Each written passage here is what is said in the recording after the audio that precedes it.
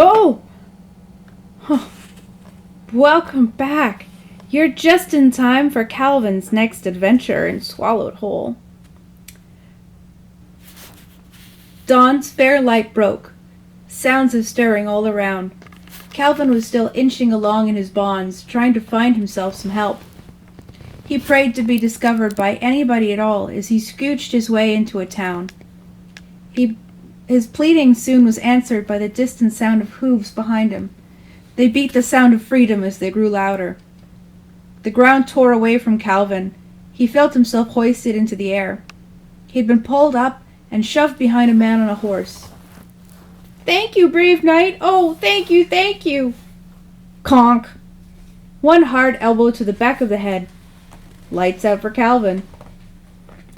He woke up in a bucket of water, surrounded by 3 of the shiniest, baldest servants he'd ever seen. No eyebrows, eyelashes, no hair to speak of. Just glamorously polished flesh. Wow! I'm having that dream again! The one where I'm the Pharaoh Pepi II, and I'm getting scrubbed because Mother likes me to be so clean, and I'm going to be so clean for Mother. A hand pushed him back down into the bucket, and another scraped at his face with a pumice stone. "And who is your mother, little Binks?" asked the most matronly of the hairless servants. "Oh, darn! This isn't that dream. You think I'm one of them. I'm not one of them. They locked me in a tower for ages with nothing but cabbage and whatever I could find to eat. I lived off escargot and dewdrops." "Very clever, you long-bodied spy. Pike loves his snails. You would know how vindicating we'd find it to think you survived by eating his precious pets," hissed the younger male servant. He scrubbed a little harder. "Ow, my skin! I need my skin!" Calvin complained. The matronly one put her hand on the other 2, telling them to ease off a little. She gave him a stern look inside his cramped washing bucket. "You seem to have perfected a skin pigmenting dye, but no matter. That which does not come off in the wash will fade with time, in the hole if necessary. Then we will have answers from you." "But this is my natural complexion!" Calvin's voice raised an octave. The shiny matron slapped him across the face. "Silence, imbecile! Your people have accused us of raids and theft, raised the costs of our hair imports under false pretenses, are waging war against us, and now send spies? Do not mock me! I will not tolerate this whinging insolence." Calvin, reddened by the onslaught of pumice and soap, whimpered on through the remaining duration of his scouring. The hole was literally just that, a hole. It was in the ground outside in the castle's courtyard, covered by an iron grate. Calvin was given a blanket to keep warm, and a cup to catch his daily ration of soup, which would be poured down to him from above. The great Queen Tilapia used this very courtyard for her daily exercise. Her pacings were far from accidental. Her advisers had warned her that this could be a devious plot by Pike to do her harm, so she should keep her distance. And yet, there was something sympathetic about the pathetic, slender man in the hole. Mysteriously charmed, her wigs became increasingly elaborate by day as she passed him by. She couldn't put her finger on why, but she was dressing to impress him. Day by day the war raged on. Calvin survived on whatever soup he could catch in his cup, and the succulent inner tenders of the centipedes he caught. Though interrogated frequently, he continuously frustrated his captors with his lack of answers. Finally, Tilapia could take it no longer. She was also frustrated by the lack of answers, but had come to terms with the nature of the feelings she was harboring for him. She approached him herself, standing imperiously over him, as close as the iron grate would allow. "Al Binks, man, stand and answer me. I am the queen of this land." Calvin stood up in the cage pit. "Your Majesty, there's been some mistake. I don't think I am who you think I am."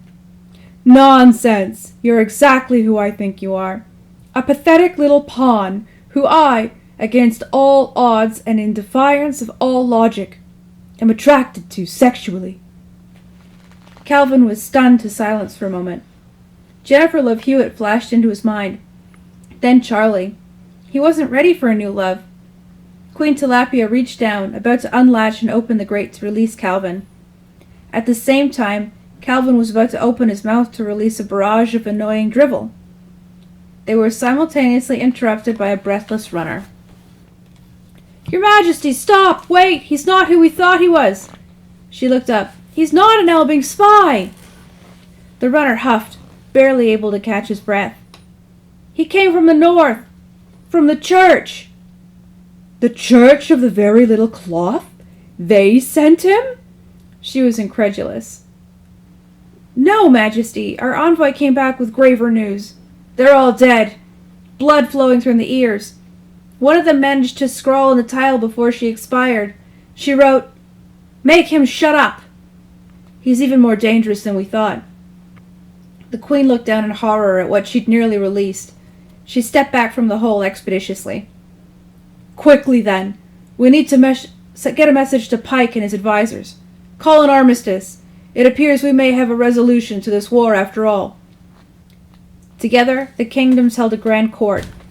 Calvin was gagged to prevent any more undue tragedy. He didn't mind. This was his ex-girlfriend, Charlie's, sexual kink, even when they weren't being intimate. It was almost a nostalgic feeling now, since the sea lion incident. Everything had been going wrong since he was swallowed by that stupid sea lion. It didn't take terribly long for the trial to run its course. The verdict was handed down swiftly. Guilty, as he might have already expected. The sentence took almost no deliberation time either. There was to be a giant pyre built, full of fireworks to celebrate Calvin's burning, in style. "Not too many Roman candles, they're boring," Queen Tilapia stipulated. Her eyes met King Pike's. A warm understanding flooded the air. Thick and musky, like if a bouquet of roses had just farted. "I completely agree," he whispered, intoxicated by what had just flown between them. Some amorous seed had just germinated. They both blushed. They tied him up sky-high. Calvin's pyre was monumental, built hastily in a field on the border of the two kingdoms. They loaded the base with hay, fountains, aerial repeaters, and other combinations of fodder and colorful explosive devices.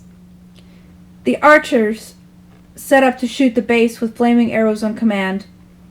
Albinks and alopecia alike wandered around with buttered popcorn for sale to watch the execution. At last came the countdown, then the moment. The archers released their fiery arrows, and the base of the pyre lit up like a child in a pool full of ice cream. Calvin was weighing the pros and cons of panicking as the heat quickly approached him. Fireworks whizzed by. He decided that maybe he might panic after all, when suddenly the ropes around him were slashed through by raking talons. The beating of giant wings fanned heat and whizzing fireworks away from Calvin, and a piercing shriek from a voice that was not his told the two kingdoms below exactly what was happening. Calvin was already high above the ground, but felt once more as though the world was peeling away from him. The pyre shrank beneath him. He was being absconded with by a harpy.